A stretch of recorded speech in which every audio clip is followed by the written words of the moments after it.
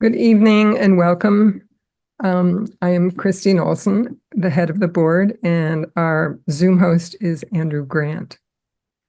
Based on the work of Carl Jung and of depth psychology, we come together in the cauldron of psyche to stir the depths and to be stirred by the depths we find here. Tonight, Penelope Tarasuk will guide us in an experiential program to hold the paradox of the wounded healer. Next month, Andrew Grant, our Zoom host, will share his quest for transgenerational healing, delving into his own family history and confronting the shadow of colonialism. His talk is based on his chapter in the anthology Revisioning the American Psyche, which was presented by a panel in September. The book is on sale and currently discounted at Routledge Press. Please join us for this moving and personal program on December 6th. Looking ahead, the board is making plans for local and live activities, including a dream group and a film and discussion group, with the intention to rekindle our pre-COVID community. To do this, we are expanding our team, and I ask you to consider volunteering or serving on our board. I would love to have a conversation with you about serving our mission in this way. You would be joining a group of wonderful people on the board. So be bold and contact me at my email. It's posted in the chat below. You'll see it on the pop-up window when you register or on our website under Board of Directors. Following the lecture, you are invited to stay online for a few minutes of conversation about the presentation. And now it's my pleasure to introduce tonight's speaker, Penelope Tarasuk. Penelope Tarasuk, Ph.D., is a Jungian Analyst who has served on the boards of the C.G. Jung Institute New England training program and the Jung Association of Western Mass. She teaches, supervises, and consults with those integrating non-ordinary experiences, practices Tibetan Buddhism, wanders in nature, and is a lifelong artist. She is the author of Polishing the Bones, a beautiful book which you will be hearing more about in her talk. She was a consultant and volunteer of the Santa Fe Animal Shelter and Humane Society for 6 years, is certified in Grof Holotropic Breathwork, and most recently in psychedelic assisted psychotherapy and research with the California Institute of Integral Studies. Penelope has a private practice in South Deerfield, Massachusetts. Here is an update in her own words. In March of this year, I was invited to advise and travel with the leadership of a Canadian humanitarian group to Dharamsala, India, to have an audience with His Holiness the Dalai Lama. This was an exceptionally moving experience. I have studied with him and practiced Tibetan Buddhism for many years. In July, I joined the group to help with a retreat in Ecuador in the heart of the rainforest. Both experiences were with indigenous leaders who emphasized the importance of grounding in nature, compassion in all relationships, and deep regard for ancient wisdom practices. It's truly an honor to have Penelope speaking to us this evening. Thanks, Chris. Okay. Let me get a gallery view there. Wait a minute. Okay. Good evening, everyone. First, I'd like to thank you for coming in this Friday night. And I want to thank the board for all their work and dedication for many years now, many of the members. And I want to thank Andrew for Tech Matters. There you are. Thank you. And Jonathan, who I don't see here yet, on many matters behind the scenes. It takes a village to make this possible. I want to honor the indigenous peoples who came before us to this beautiful Pioneer Valley near the Connecticut River. I live near, actually kind of at the foot of Mount Sugarloaf. And I want to acknowledge the wounding, the sicknesses, and the losses and displacement caused by our forebears, which many of us are trying to learn about and grasp the history and the wounds that went before us. I'd also like to take a moment to acknowledge and remember some of our Western Massachusetts Jung Association contributing elders who were my very dear friends and who were also my Jungian colleagues, and they have died. During the pandemic, not solely due to the pandemic, but Thayer and Anita Green, both in their 90s, died, and Maggie Bromell died also earlier. I personally have lost about 10 analytic colleagues in the past few years. So I'm very, very aware of aging and time passing and, trying to use as much as my life as I can before I'm not as well as I might wish. I want you to know anything I talk about tonight, I don't consider myself an expert. I consider myself always learning, and I am continuing daily to practice and learn and evolve. And these are my thoughts, feelings, and insights that I'm sharing with you, but please do not take anything that I say as full truth, but my reflections and experiences. So to begin with, Michael Meade, the storyteller, spoke of the importance of stories, imagination, and the mythic roots.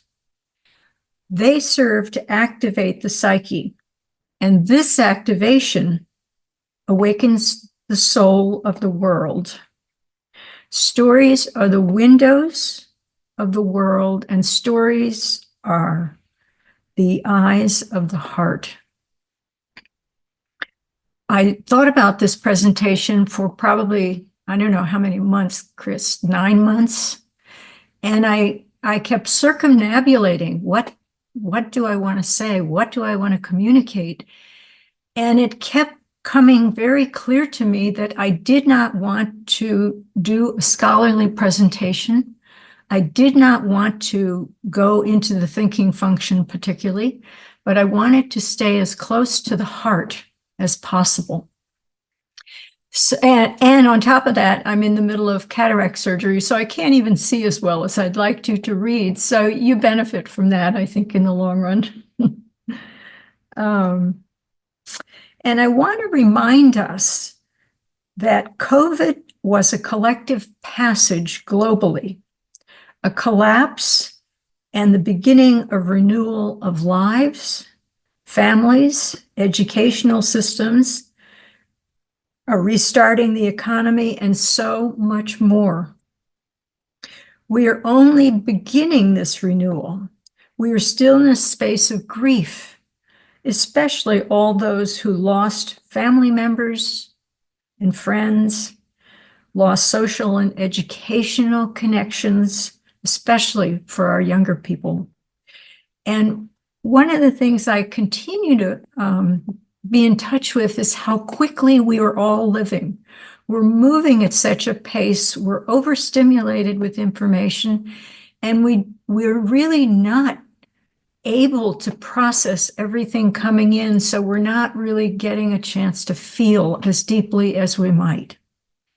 So just be aware that in order to be in touch with feelings, especially deeper feelings, we have to slow down and make space. And we also need some solitude.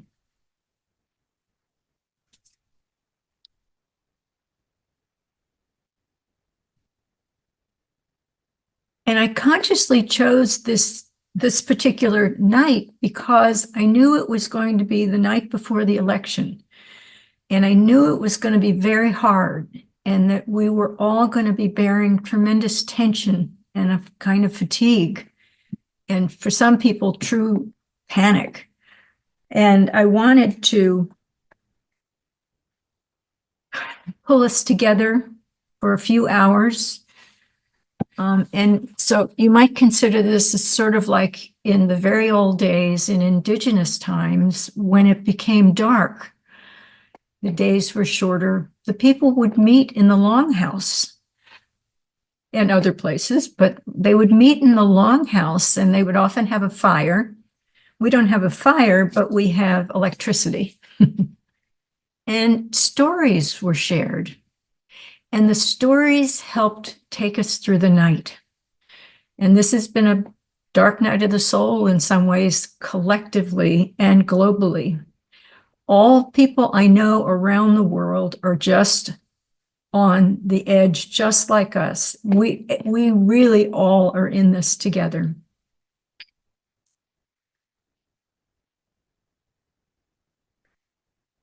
So may we stay closer to the heart this evening and face the future together, whatever that's going to be. We're entering a liminal space here together tonight, a space between the past and the future. We're really in the present right now, and this is the best we can do, is be right here now together, paying attention to stories and each other. I'm going to give you a little overview. I'm going to talk about wounds and healing, a little bit about the wounded healer archetype.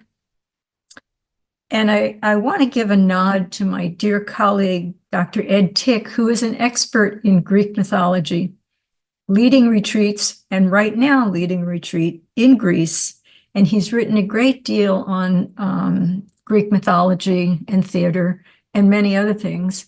So realize that any part of this talk could be a month-long seminar. So I'm really just touching things, I gave Andrew several reference books that are in the chat if you want to follow up on those. I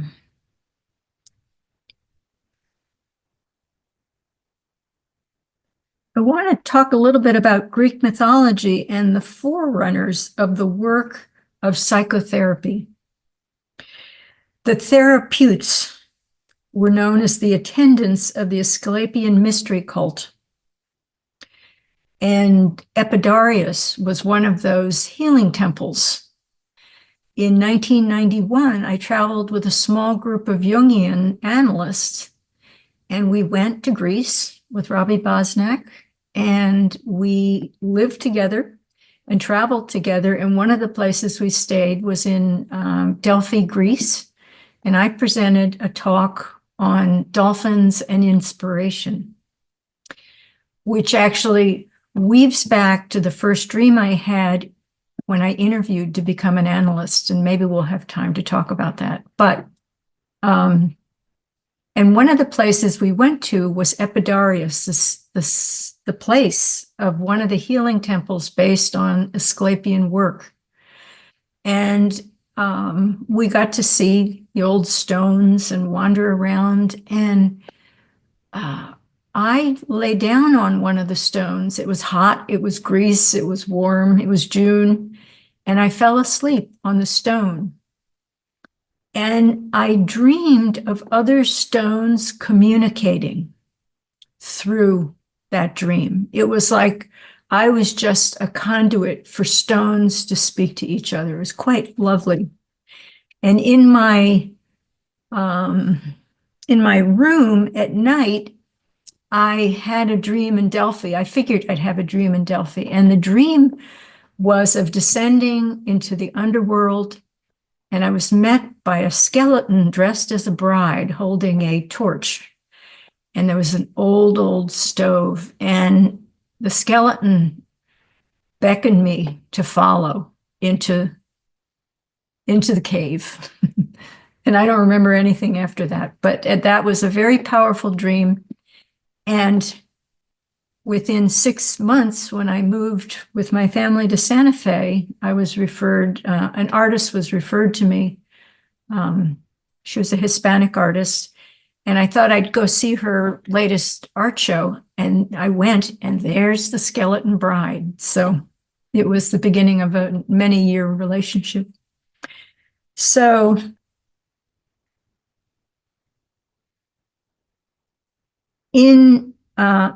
we could say that modern psychotherapy had roots in the ancient healing centers.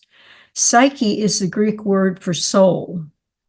And in the Greek world, soul had everything to do with the religious function. And then we'll go a little more into Chiron, the centaur known as the healer and teacher. Then we're going to shift and go back in time to the indigenous peoples, the shaman, and other medicine people all around the world who were very connected and are very connected to nature and are now sharing more of their wisdom and practices around the world. Jung said that the world hangs on the slender thread of the human psyche. We must confront our personal shadow. Later in the talk tonight, I'm going to have, Elric has volunteered to read a piece of a chapter in a book I wrote. And it's a dark dream, it's a heavy dream, and it's about the confrontation of a woman with her shadow. And I want to say that we all need to do that work with or without Jungian analysts helping, but we all need to face our shadow. It is what's being called for now. And I'm actually feeling at a global level, we're facing shadow like we never have before, and we're doing it collectively.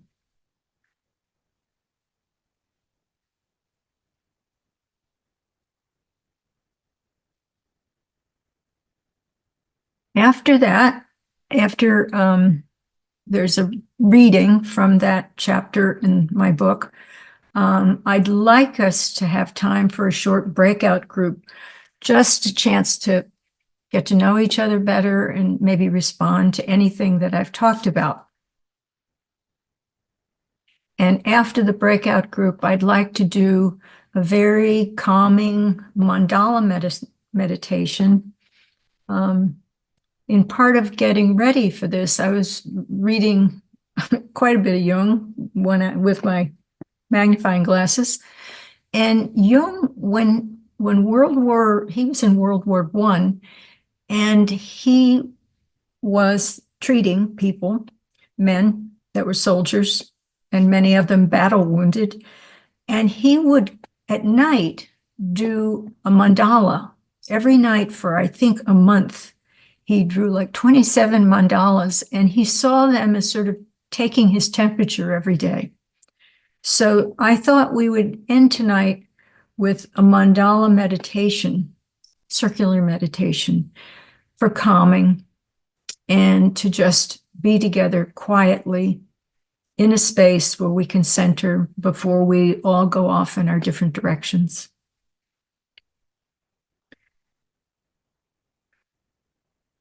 We are all wounded, and we have all wounded others. We also all share the trauma of human birth. And some of us are mothers, and we have shared the trauma of giving birth. Not necessarily a bad thing, but a profound, earth-shaking experience for a woman. And it's my hope that we can all find our way to greater healing in our lives. It's my own deepest sense that we may be the soul's imagination. Andrew, could I have the first slide, please? This is a medicine wheel mandala by Marnie Recker, who I wrote to, and this was on the cover of one of the MAPS publications, multi-psychiatric, I don't know, it was the Psychedelic Studies magazine. And I was so moved by it, I wrote her and asked her, could I use it? So I want to take a moment to thank the artists, the musicians, the photographers, the technologists for their genius. And when I say genius, they're using their given gifts to share with us and to hold us, often in nonverbal ways, which for me have always held me through the darkest nights, the nonverbal realms and the creative arts. I'm going to talk a little bit about wound and healing. If the deepest wounds, if the deepest wounds are of the heart, the healing it requires a repair. That is a repairing.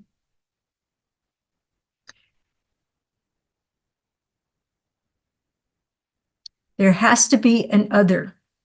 And in some cultures, I think it's Ubuntu, there is no me without you. There has to be enough trust to allow and be present and slowly open to an other. There has to be a restoring of basic trust. As we allow the other to know us, we begin to open to that person. Then we begin to open to the tribe, the community, the culture. One of their very, very deepest issues, the alpha and the omega, is if you've been wounded very early, how can we trust? How can we ever trust again? And at some point, when there's that early wounding, if you have asked for help, you have already leaped in. So there's hope. But if you don't ask for help, it's very difficult to heal that wound. We need to repair our relationship with nature and the world and with ourselves. We need to restore balance. The ego self-axis is written about by Ed Edinger quite a bit. And what that really is a flow between the greater self with a large S that Jung often referred to, and the ego, which is, the tiny grain of sand that we are in the center of so much. But there has to be a flow, a connection, and a balance. When the ego is in charge of everything, we all know what that can look like. When the self's in charge of everything, I think we're not even present. So we really are looking for an ego self-axis balance and flow. With that, we have compassion, connection, and I think that leads to creativity. You may have to find that for yourself, or you probably already know that. The roots of modern Western psychotherapy and psychoanalysis are in the ancient Greek practices and healing cults. The word cults here really means culture. And I think cult has had a very negative public tilt in the last months. I'm going to share a symbol from the Book of Symbols, Reflections on Archetypal Images, published by Arras probably 10 years or so ago. I couldn't find a publication date in it, but it's a wonderful book. This is called The Wound. A wound is from the Old English Jungian. It is a laceration or breach in the physical body or psychic tissue. Wounding of every sort is a trauma. Trauma is the Greek word for wound, which also meant the hurt or damage of things and heavy blows, such as in the defeat such as defeat in war. Wounds represent cuts, holes, rents, cracks, misfortunes. Visible and invisible, they reveal and expose our vulnerabilities. Wounds are disruptions in what would otherwise be continuous and developing. Wounds often change the narrative in critical and permanent ways. Mythically, the wound as opening is also a gateway to potential transformation and a window on encapsulated history. This image of the open wound of Christ appears in a 13th century prayer book. It appears neat, a clean slit. It also suggests the feminine vulva, the womb from which Christ gave birth to the church. Psychic processes involve both the healing of wounds and the causing of wounds, such as lesions to the ego. That would be assaults on the ego. We all know those. When somebody has turned against something we've thought or said, it often feels like an assault on our ego. But that inevitability results in expanded self-knowledge if we can stay in the presence of our feelings. We must look into a wound, not neglect or evade it. Evaluate, attend, cleanse, and perhaps knit back together. Wounds can fester and poison the integrity of the whole. In the seminal story, The Water of Life, the story of the Grail Fisher King's genital wound, affliction, and sterility. This is the important thing. The major piece of this is, what is the right question? So the line to remember is, what is it that troubles you, O king? What is the right question? When people come into treatment with me, very, very early, I often will ask them, how, not if, but how was your heart broken? When I say that, I mean, how were you disappointed by a human being or your sense of the divine? After 56 years in human service, and I've worked with a wide variety of races, classes, nationalities, and a variety of settings. I ran a street clinic in Lawrence, Massachusetts. I've worked in residential care with adolescents and adults. I worked in community mental health, doing family therapy and working with children as well. I worked in and outpatient hospitals, and not until many years later did I enter private practice. I had quite a lot of experience in the field with all kinds of people before I even applied to Jungian training. And I've always found this the core question, not if, but how was your heart broken? And it's a place to begin. So now I want to say something about medicine. Spirit, as much as substance, medicine was also felt to be bivalent of particular objects in individuals.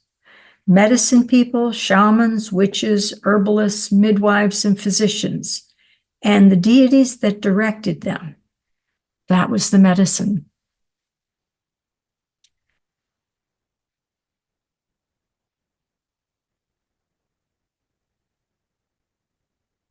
Chiron, the centaur, was the wounded healer of ancient Greece. And express consciousness rooted in the body and revealed the medicinal seeds of light in psychosomatic darkness.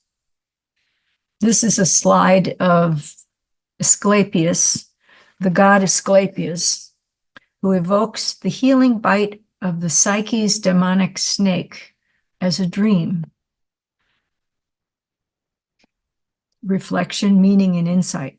Medicine is the stuff that's hard to take, but must be swallowed. It can sicken before it relieves, and it must be survived before it can save. I think that's really a description of confrontation with the shadow, that it can sicken before it relieves, and it must be survived before it can save.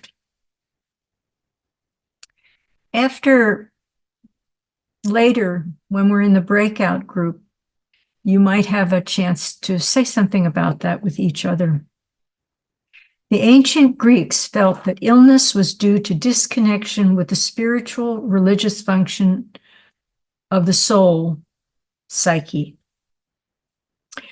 James Hillman, one of the most prolific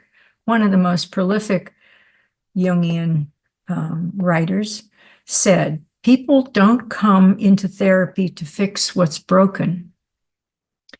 They come into therapy to bless what's broken, which I think is a beautiful insight. So going deeper into Asclepius, the god of healing and medicine in Greece, he was the son of the god Apollo and Coronis. While pregnant, she became interested in another.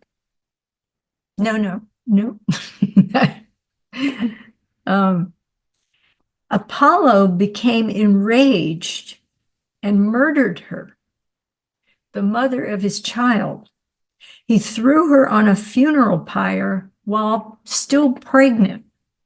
He wanted the child. He sliced her belly open, a cesarean birth. And as far as I know, she died a hard death. Apollo snatches the baby and gives him, named Asclepius, to Chiron, the centaur, known as the great teacher and healer. Chiron himself, who was incurably wounded by accident from Hercules' poisoned arrow, which struck his ankle leg. The centaur, half man, rational, and half horse, irrational. Horses were known to heal and ward off evil in those days. Chiron is also the name of a more recently small planet in our galaxy, representing the acknowledgement of our animal body and our connection to nature herself. Early medical practice was connected to the irrational. What works in medicine is irrational. Think about the placebo effect. It's quite irrational, but it sometimes works. Reliance on dreams was central, also irrational. Eventually, after healing many people, Asclepius finally raised a man from the dead. This was seen as a Promethean sin and seen as heroic. The god Hades complained to Zeus. They were incensed. Zeus killed Asclepius with a thunderbolt made by the Cyclops. Asclepius, although dead, continued to be a hero in the psyches of many of the people. And in those days, the statue was believed to heal people as well. It was a great blessing if Asclepius appeared in your dreams. The father of the famous physician Galen dreamed of Asclepius. His son, Galen's life, became dedicated to the Asclepian cult, healing temples, and the value of dreaming as part of healing. And as I said, I had the good fortune to visit the Epidarian Healing Temple. And it was interesting that no people who were dying and no pregnant women were allowed to enter. It was an initiation process. It was a retreat away from the familiar home. It was in nature. There was often healing waters, groves of trees. There was music. One slept alone in the Abaton, seeking a dream. The most desired dreams was a visit by the god Asclepius or a healing serpent. The therapeutes were the assistants of the god, of the physician god. If one had a successful dream or healing experience, it was expected that he or she would give back money, testimonials, statues, and it was understood that the gift was commensurate with the wealth of the participant. Nowadays, our forms have changed, but the rituals still exist in a way. Jungian analytic training consists of years of psychoanalysis, Jungian psychoanalysis with two different analysts. And there's years devoted to dream work. There's study. There's major examinations that take 2 days. There's supervision, there's mentoring, there's papers, there's a major thesis, and at least 10 case reports with consultation. The average time spent studying to be a Jungian analyst to reach the diplomate is usually 4 to about 10 years. And during that time, many life events happen to people, such as having children, death or illness of a spouse, major upheaval. So not everybody who starts finishes. Slide 4. Now we're going to talk some about shamans, and I'm bridging from the centaur, the half man, half horse, to the world of shamans. These healers and medicine people are deeply connected to the earth, the plant realms, the animal world, the stars, the weather, and the spirit world. They are aware of all the worlds intersecting, and we are deeply in it. Shamans can be tricksters. They move among inner worlds and through time. Shamans are probably the roots of paganism, the Tibetan Bon religion, and many others that were initially based in earth practices. Before Christianity, there were many, many women healers and herbalists. Later, the Catholic Church killed many of those women.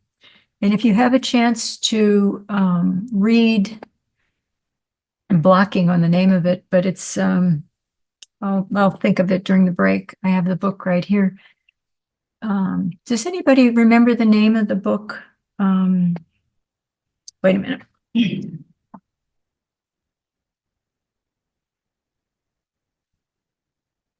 Well, I can't find it now, but it was a beautiful book that was written a few years ago. And it was about the archaeology of finding the roots of some of the practices that went back to shamanism and paganism and herbalists. And it's a beautiful book. There was a Boston archaeologist. The immortality key, I believe it is, but I'll check it out at the break. Shamans seem to be scattered throughout the world, always in close contact and dialogue with nature. Shamans use trance to reach other states of consciousness via dance, music, drumming, chanting, collective dances, plant medicine. They heal by helping connect members of the tribes to themselves and to the larger community, the wisdom of Mother Earth, and the cosmos. They're really about right relations and repairing. Next. Oh, wait, one thing. These are Inuit shamans, one wearing or appearing as a reindeer on the left, playing a musical instrument. It looks like an accordion. And there on the right is a dancing shaman who is part bird. And what's unusual about this is you don't usually see shamans playing like that with each other, but that's also part of what they do. Is it's very creative play. Okay, next slide. This is a shaman's mask made of wood from about 1500 in Oklahoma, USA. Next. This is a drawing of a shaman. This was a young adult, and it just spontaneously came through. And then the next one. And this is the Quechua shaman that I met this July. He was the 15th generation shaman. 14 generations before him had practiced and passed their plant medicine wisdom. And not all of the plant medicine was psychedelic. Many of the herbs, berries, vines were for healing other aspects of health. This is a very lovely man. He spent 2 days with us, and in the first ceremony, it was simply about cleansing, and he walked with us through the forest, picking out leaves. I would never remember all the things he picked out, and he brewed them for several days, and it was just a very mild, non-ordinary, no non-ordinary state experience. It was quite lovely gift from him to all of us. And the second day, we went through a ritual of that was a cleansing the first day, and the second day after the cleansing was a day of being saged and sung to and danced around. And it was a day of blessing for each person in the group. It was very, very moving. And I'm not ready for the other slides yet, but I wanted to say one of the things that happened for me while I was working on this is that I was very in touch with how, when I was in training, it was 1978. Well, all right, let's see if we can go back to can you find the dolphin slide? The night before my interview for Jungian training, and I wouldn't have gone on my own, but I had a wonderful psychiatrist analyst who was not a Jungian, but he said, I can't do justice to your dreams. So the night before my interview, I had a dream that I was given an ancient tile, and it had pictures of dolphins on it. And it was just a pure gift from the unconscious, from Psyche. So when I was in the interview, I shared this dream, and it was probably kind of a ticket in a way. It was very appreciated. And then we worked on the meaning of dolphin. One of the meanings of dolphin is womb. And it was a wonderful discussion, and I became one of the first 4 students in the Boston Training Institute. And by spring, when classes started, I was pregnant with my first son. And synchronistically, I gave birth to him today, 45 years ago. So I didn't plan it this way. But anyway, I was the only woman. I was pregnant and the classes were 8 to 10 at night. And all I wanted was a comfortable chair. Hormones were underway. I could hardly think, but I began.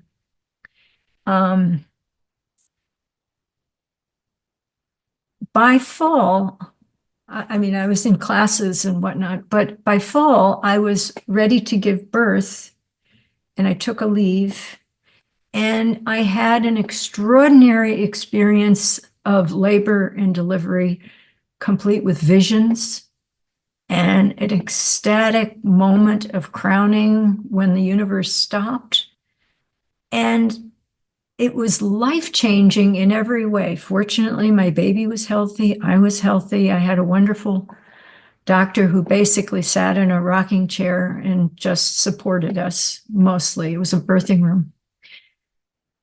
But what I was realizing as I was getting ready with this presentation is that none of the analysts ever were interested in my experience of birthing. None of the analysts asked me about it or were interested in the bodily experience of birth. No one asked me anything. And that just got normalized. I just accepted that. I didn't think how really strange that was. And it took years for me to realize this was one of the most life-changing moments in my life and probably in most women's lives that gets, what's the word I want? De-emphasized, devalued, ignored, normalized. Oh, she had birth, she gave birth, you know? I mean, we're talking about hours and hours and hours of labor for many people, some very wounded physically in the process. But the baby, you and I were the baby at one point being delivered. It's very traumatic for the baby. So that is one of the first wounds. The baby wounds the mother in birthing, and the mother wounds the baby in birthing. Ideally, the mother accepts the baby and begins to comfort the baby immediately. That doesn't always happen. But that is the initial human experience. And I've just been kind of shocked at the minimalization of this enormous process that a woman, I, and other women have gone through that rarely is it really discussed publicly, openly, and valued in the way it should be. It's an initiation to go through labor and delivery, to the one becomes the two. It is a cosmic level. I think it's the most profound experience of my life, and it was the most healing experience of my life. My body knew what to do. I had support, but I mean, it is so ironic that even Jungians just did not value that experience. And I don't know if that's true in all institutes, but that is part of my care about not being too academic, too scholarly, too thinking function, because such profound things happen outside the realm of thinking, truly in the irrational realms. So next slide. During analysis, for me, this was one of my dreams in my training analysis and a mandala as well. But this is not at all unusual for somebody in a deep analysis to dream of their giving birth, or they've conceived, or they have a baby in dreams. This is the second birth, so to speak, the birth of the self with a large S. Next. And this is a statue. I believe it's 15, I think this is about 1500 or earlier. I want to say it's Mayan, and I want to say Central America. When I was about somewhere between 5 and 7 years old, my mother used to take me to the National Gallery of Art in Washington, D.C. And I was coming down the stairway, the beautiful wide marble stairway of one of the, I forget what wing, but as I came down, there was a niche, you know, kind of a nicho set. And there was this statue in there. It was probably about maybe a foot tall or a foot and a half. And I was fascinated. I had never seen anything like this. And it was a birthing woman. And not that this artist really knew how to, you know, make a baby's face, but this was one of the most fascinating things that I'd ever seen as a little girl. And this is what is not shown, is not appreciated, this tremendous experience of the one becoming the two. It's mysterious, it's profound, it's a gift to the universe, and we hardly mention it at times. Okay, okay, so we can stop that. Take a breath, take some questions before I go on to the next part. Any questions or thoughts as I kind of move into this healing and wounding place?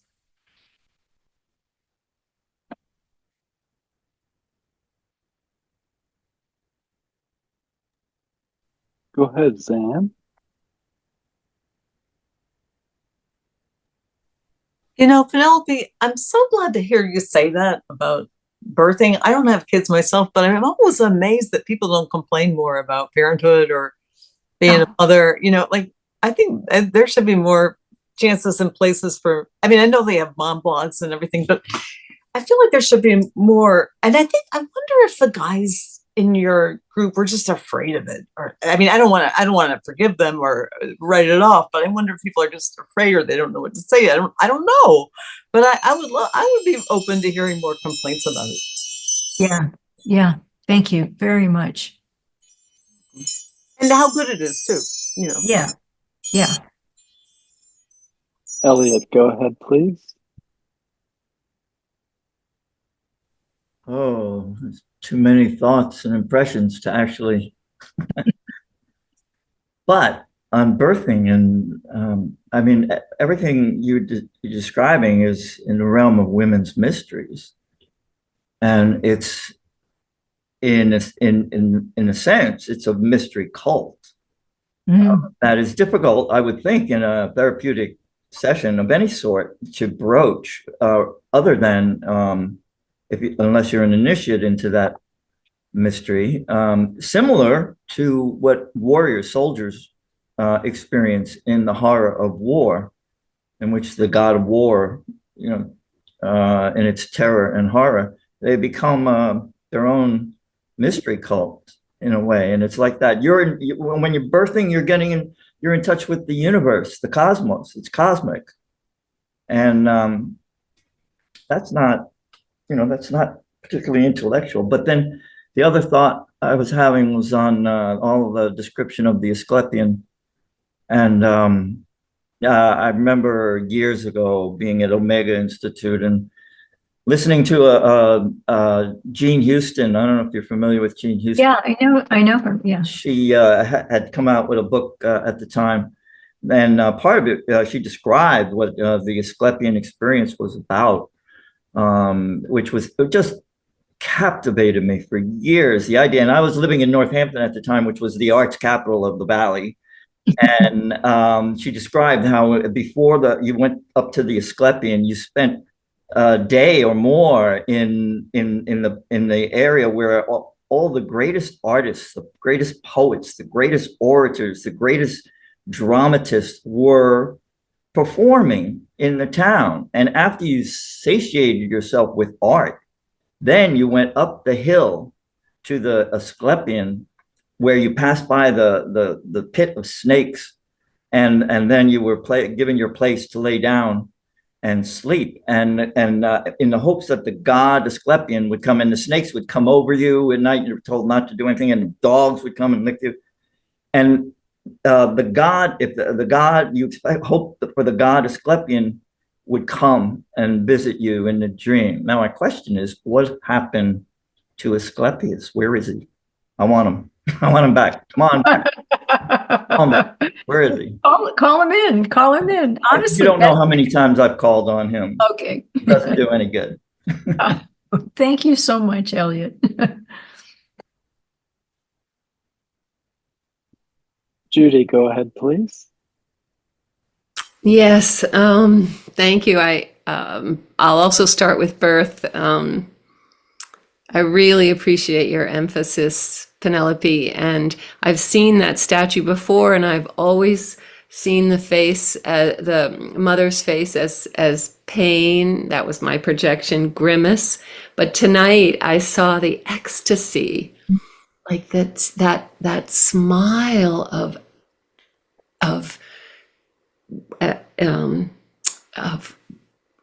orgiastic ecstasy. And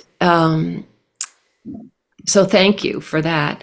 And Elliot, just following you, I never thought about the male initiation and the visitation of the god and the warrior.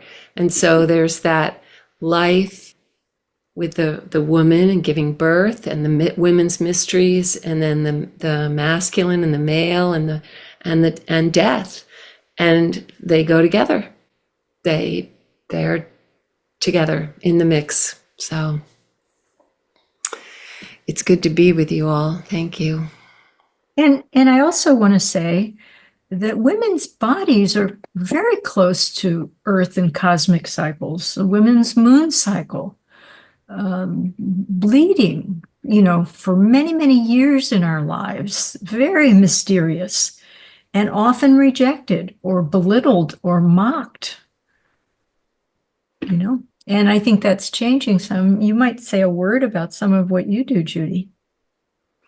Well, I have a part of a group of women my age and also in their 40s, 30s, excuse me, who are guiding young women 13 to 14 in a rite of passage program as they move from essentially child and in the home across a bridge through an initiation into young adulthood and their movement out of their family to a wider community. It's all nature-based, and it involves 10 days in nature with their guides. It's good. It's very good. And they change. They really change. Yeah. I remember once when I was with Grof during a week or a weekend of holotropic breathwork, he was talking about the need for just what you're doing for adolescents,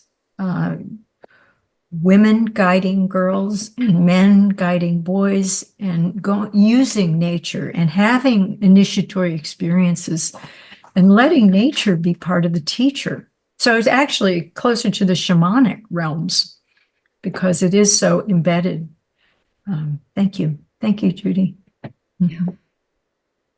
Go ahead, Julia. Hi. Thank you, Penelope, for your talk so far. This is on a little bit of a lighter note, but there's a film that came out recently called Babes. And it's a comedy, but what struck me about the movie was it was about two women and their birth experiences. And the movie opens with one woman's going into labor and her whole labor experience up to her giving birth. And the film ends with the other woman giving birth, and they're best friends. And I just thought it was so interesting because I was struck by like, wow, they're really spending a lot of time on the birth experience. And I was sort of put off by it in a way, like influenced by my own patriarchal culture. Like, why are we spending so much time on this experience of giving birth? And I have not given birth yet. I'm not a mother. So I haven't gone through it personally either. But I loved how in the very end, one of the lines that the woman has when she gives birth to a daughter, and she's like, I had a vagina inside of me. Like I had two vaginas, and she's talking about like, why? And I think she says something like, why does no one talk about this?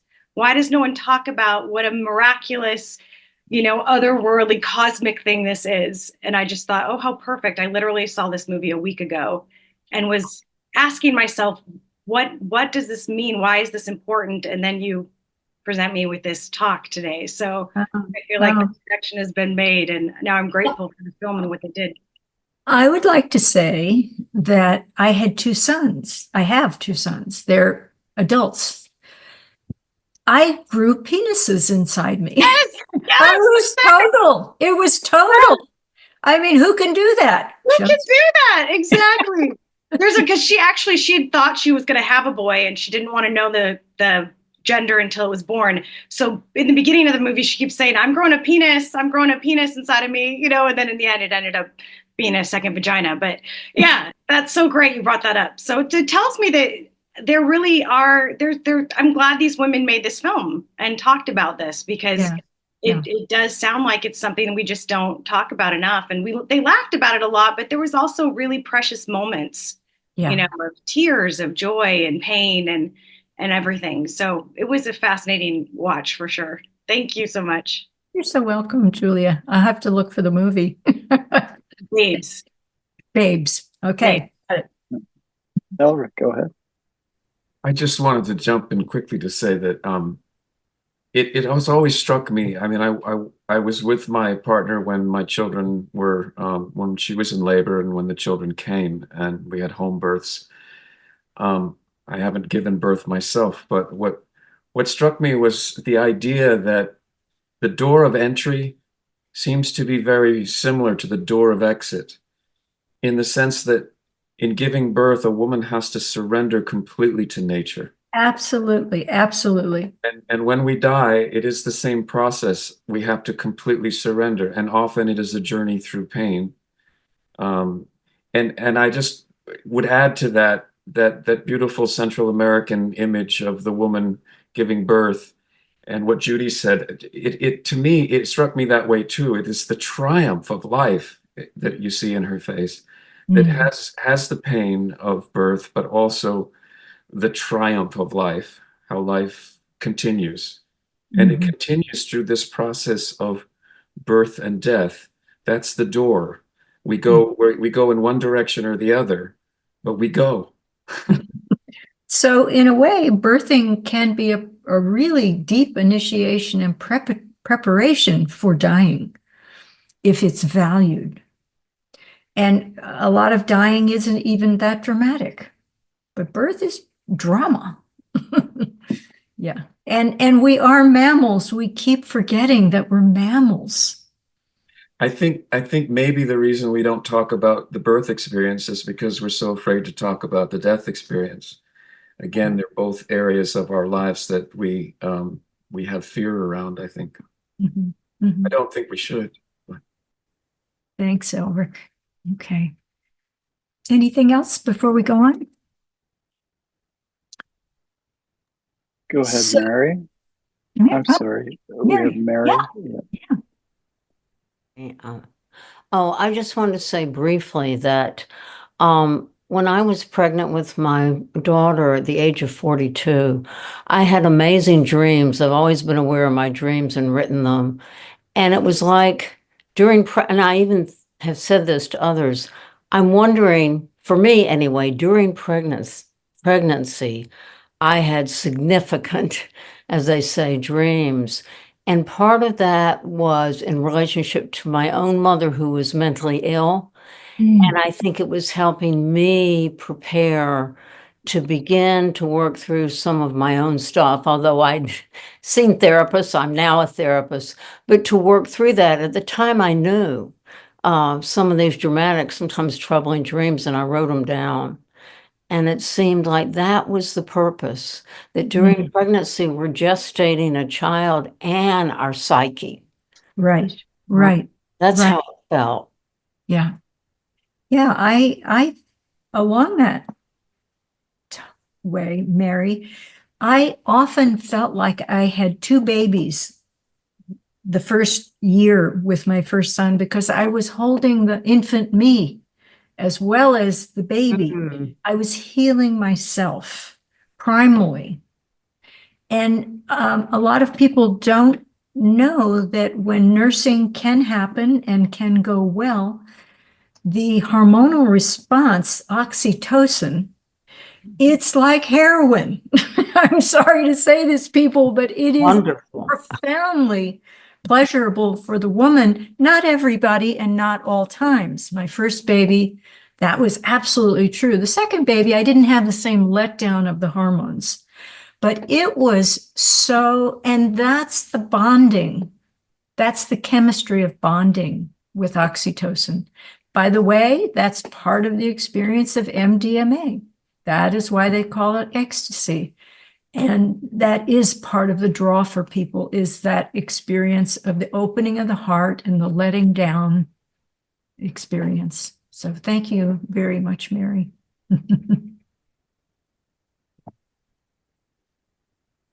Okay. I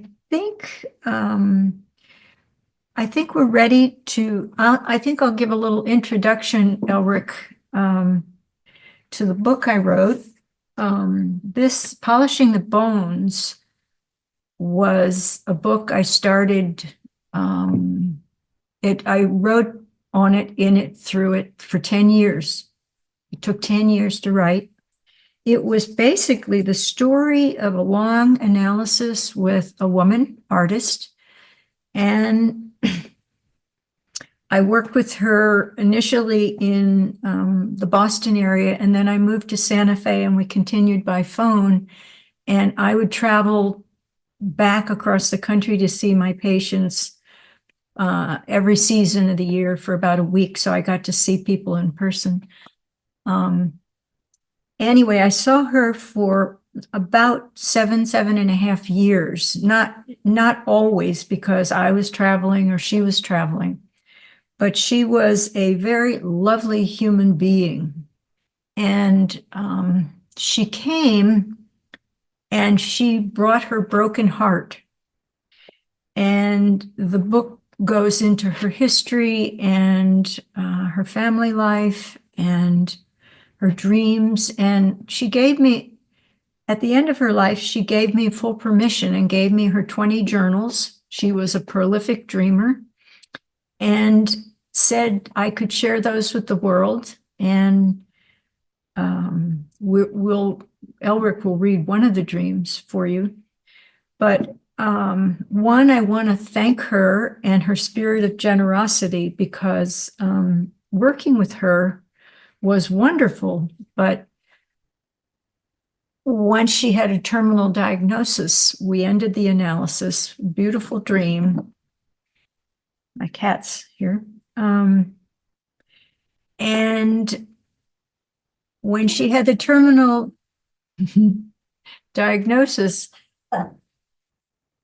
we ended the analysis, and then she and her husband called me and asked me, would I come help her die? She was choosing hospice at home. And I had to go through quite a process to decide whether or not I could do that or should do that. And I consulted mentors, colleagues, my family, my clients, it was going to affect them. And I decided that I would. And the initial dream I had about it was that I was with her and her husband having a picnic in a beautiful place with a stream going by. And I could not understand, how could I have that dream if I'm going to go and be in the presence of dying? Later, I understood that better. But I went and I spent a week at a time. It was a business arrangement. I was paid for my time. I had a separate floor of the house just for me. It was an old farmhouse. And they paid for travel. And I would spend a week at a time. And that went on for 3 months. And I was there when she reached the end of her life. And I was welcomed into the initiation of dying, which was, again, one of the most profound experiences of my life, which I write about in great detail in the book. So, and all the dreams. I've taught from her dreams at the Jung Institute on and off for a long time. So if you want to have a Jungian analysis by proxy, you can read the book and experience what a long, deep analysis is in a really classical way. So maybe we'll get ready and Elric can read the dream. This dream happened in her 7th year of analysis. She wasn't feeling very well, and we didn't quite know what was happening. But I did know that throughout her analysis, there was so much grief from profound losses of her parents, her grandmother, her beloved in Germany, who she never was able to be with, but they would talk long distance periodically.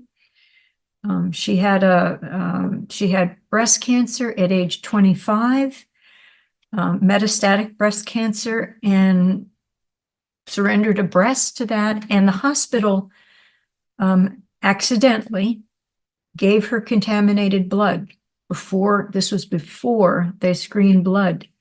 So kind of like Hercules and wounding of Chiron, it was an accidental wounding. The hospital didn't intend it. It happened, and that eventually turned into carcinoma of the liver and a tumor that wrapped around her portal vein, which is inoperable. Also, as an infant, her parents, thinking they were being progressive, had her thymus irradiated. It was a practice that some people did, and it was before anybody understood the consequences of radiation, and it may have damaged her immune system because it certainly damaged her thymus. And also, as a little girl, she had had several operations. I think one was tonsils and one was an appendicitis, and she didn't have enough anesthesia. And she was screaming and kicking and trying to let the doctors and nurses know, and she did not get relief. So she had a lot of medical trauma and a lot of loss. And this dream is really her confrontation with the shadow. And I'll talk a little more about it after he reads this, but it's a dark dream. It's hard, and it's medicine that's hard to swallow, but I think it's very important. And the shadow is what we have disowned. So we all in our own way need to own or to be open to what we've disowned in ourselves. How can we expect other people to own their shadow if we haven't really examined more of our own? So, okay, Elric.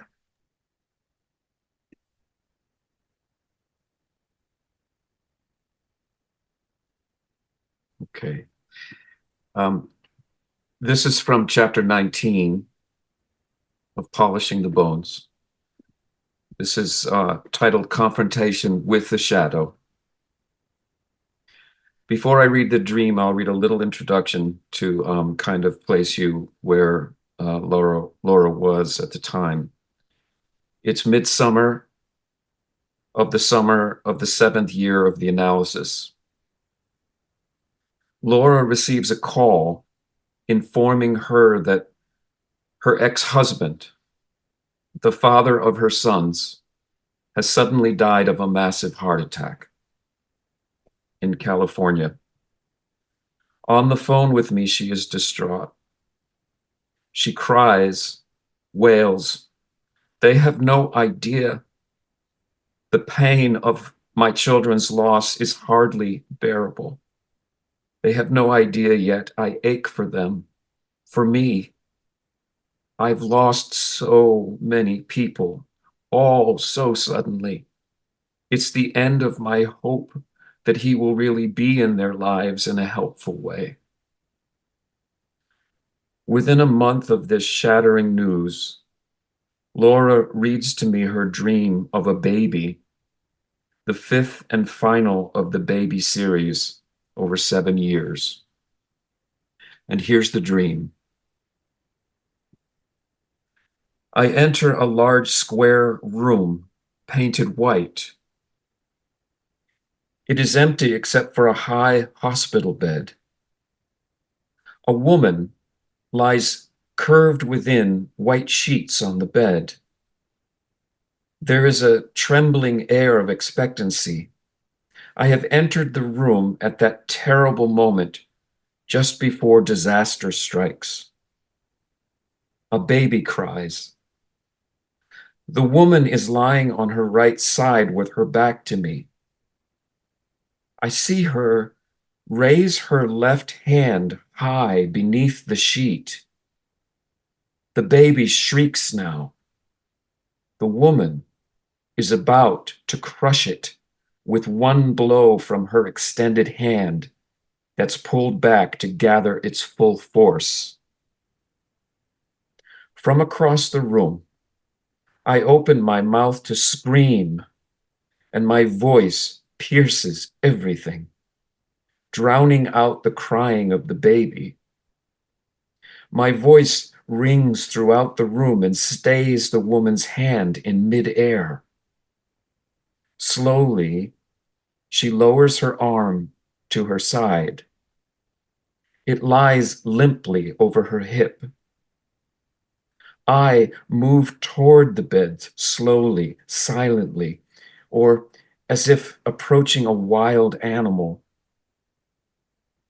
The woman turns her head toward me, and the sheet that covers her and the baby falls away from her face. I am not prepared for what I see. Her nose is swollen double its size, its normal size, and it's red as a child's ball. Her right cheek is purple, like raw hamburger meat. My heart leaps toward her as if bursting out of my chest. I kneel beside the bedside, half in prayer, half to be able to touch her left leg that hangs over the near edge of the bed. A male hospital attendant comes into the room. I ask the woman if I may put my hands on her leg. She answers yes, and I put my palms on her, one on her knee and one on her shin. She tells me my hands are cool and feel good on her hot skin.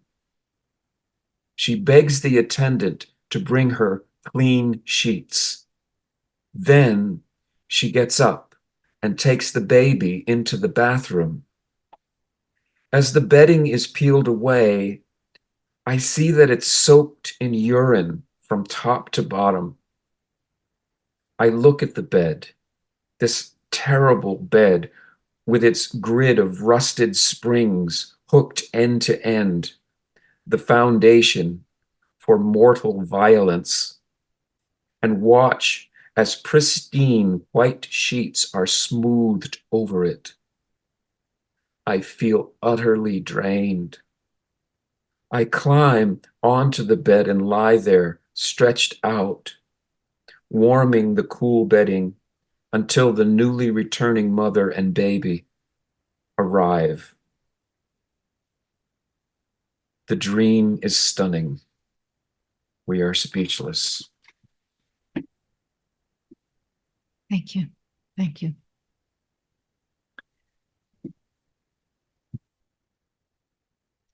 The chapter goes on in great depth about every aspect of the dream. But I think you can see that she is confronting the brutalized woman within herself.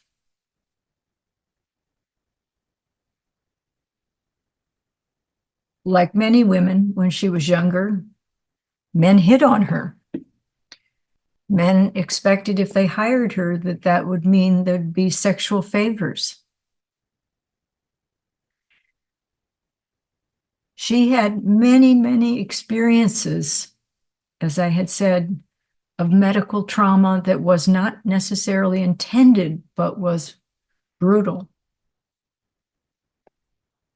When she was in cancer treatment, the radiation was cobalt, and she wasn't allowed to see her young children for weeks. There were many, many, many traumas that occurred in her life. And I think it was all rolled into this confrontation with this rejected, beaten, violated woman who has not the energy to care for this new life. And for the first time, Laura is able to scream and stop the violence. And then she moves toward, and using her hands, this is repairing, this is the connection. She touches this wounded part of herself, this beaten, probably rejected, lost woman with this newborn baby. She reaches out and puts her hands on the woman's leg, and she kind of crawls over, and as I said, as I wrote, she's half in prayer. At no time in the many years of working with her did she ever talk about prayer or praying or divinity or anything like that. So there was a way in which she hadn't really fully surrendered to some higher force. But she was able to reach the woman and connect woman to woman and accept that this woman needed help.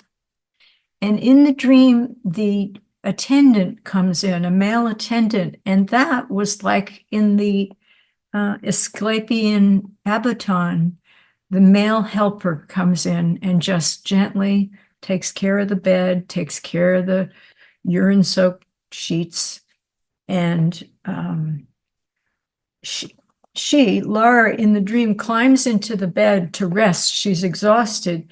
And then the woman is going to come out. And I saw that as this, they were all going to be in the bed together, in a sense. The bed was going to contain them all. So it was an integration of all of these parts of herself. And that was in early fall. In late fall, she received a terminal diagnosis. And the last dream, I forget the exact date of that, but she had a profound dream with instructions on grieving. And it was it also was her psyche telling her that she was facing her own demise. That dream was the beginning of starting to see her own death coming. So we never worked on any more dreams, but we spent lots of time together telling stories and inviting people who were in her dreams to come visit, and we'd read the dream for them. It was such a beautiful community time. She was a very healthy person outside of this illness. So she was creative, she was lovely and generous, and probably this time of dying at home was one of the richest times in her life, because all family came from across the country, cousins and nieces and nephews, and one of her children had become schizophrenic in early adulthood, which was a cross she bore through her life. But everyone came. And in the last days, I mean, it was enormously touching. And I had the dream before I said yes of the picnic. Well, in many ways, it was such a beautiful gathering of storytelling and meals that went late into the night. She'd eat, crumbs, but she loved having the people around. So it really was a kind of a feast that I had no idea could occur in a dying process. And I was there with her when she died. Hospice had come the night before and started a morphine drip, and her body was shutting down. And it was her husband was with her, and I was with her, and her dear artist friend was also with her. And I was on one side, he was on the other. And when she reached, she breathed her way into dying. And it was an extraordinary experience. It was almost like being with somebody birthing rather than dying.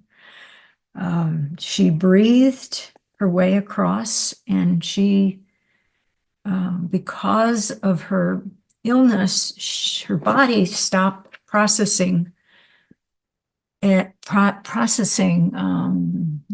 She was jaundiced. She turned a kind of golden yellow, and her eyes turned yellow, and her tears, she had tears when she was crossing over. And she transformed in front of us from a person to, it was almost like a deity, because she had turned this color, and it was so peaceful and shocking when the moment came. And we felt her move through us, which I could never have known about. And I stayed with her body. Later, the medical examiner came, and I'd never been with a dead body.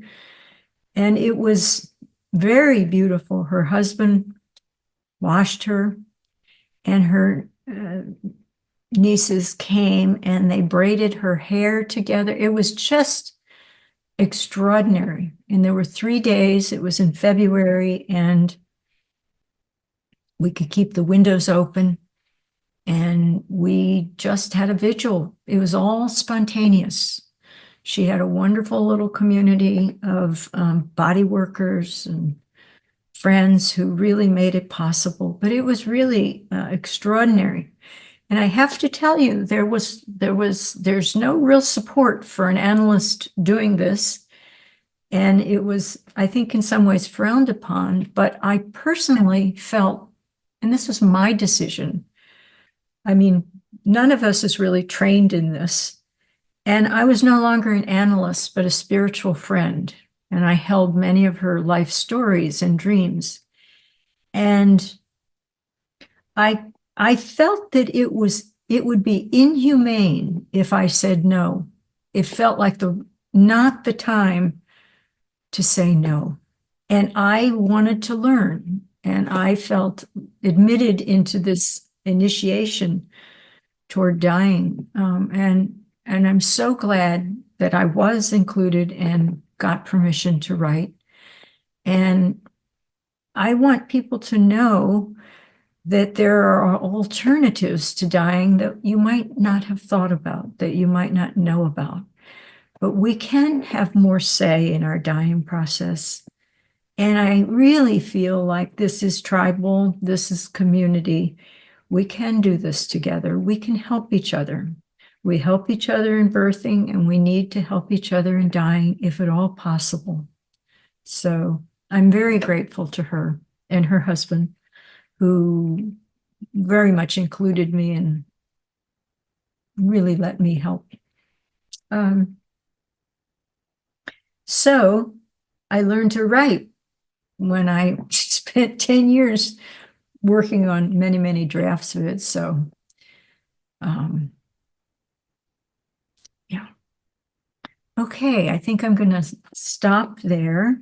And Andrew's going to set us up into breakout groups so we can have about 15 minutes together in our small groups, and then I'll do a very gentle mandala meditation to end the evening. So, okay, Andrew, thank you. All right. You'll click through to join a breakout room, and there'll be a 2-minute countdown, so watch for the clock so you can have a gentle exit. Okay, well, thank you very much, Andrew. That was really very lovely, lovely. We have just 10 minutes, so I would like, if you're willing, and you can just sit quietly if you're not interested in this, but I'd like you to just join me in a very simple meditation. I'm going to call it a mandala meditation. And it's one I do every morning, and it's just very centering. So I'm going to close my eyes and go inward for this. So however you're comfortable. And if you don't want to do this, that's fine too. So for myself, in the morning, I call in the spirits of the 4 directions, and I start with calling in the spirits and the intentions of the East, the rising sun, the beginnings, the flying eagle, the warmth of our sun that allows us survival and helps the plants to grow, the element of fire. And turning to the south, recognizing Mother Earth, planet Earth, and all of nature,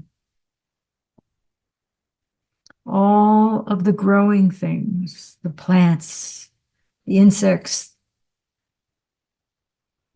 the reptiles, the mammals, the winged ones, and the fishes of all realms. All the living things on this very watery planet Earth, and deeper down into the molten lava at the core and all the stone, recognizing the South as a place of growth and children and youth, and moving to the spirits of the West, the setting sun, the turning into the dark, lunar consciousness, the place of imagination and memory, the place of hibernation, sleeping, dreaming, birthing, dying, sexuality, the place of intuition and memory. I honor the spirits of the West, the element of water. And I honor the spirits of the North, the place of the elders, the winter time of our lives, all of our teachers, all of the people who taught us, all of the spiritual beings that we learn from, and our connection to the cosmos, the element of oxygen. Honoring the 4 directions and bringing yourself into the center of that circle. Honoring your own body. And if you want to put your hands on your heart, I welcome you. Honoring this beautiful, beautiful body, this temple that you were granted in this lifetime. To travel in, to feel in, to enjoy, and sometimes to suffer. This beautiful, incredibly complicated body that's carried you this far and will bring you to the end of your life when it's time. Let us honor our body, and let us honor our heart and all the heart connections we made with others, with animals, with the universe, with ourselves. May we be standing in the center of our being, open to the cosmos, connected to the earth, connected to ourselves, our community, and the globe.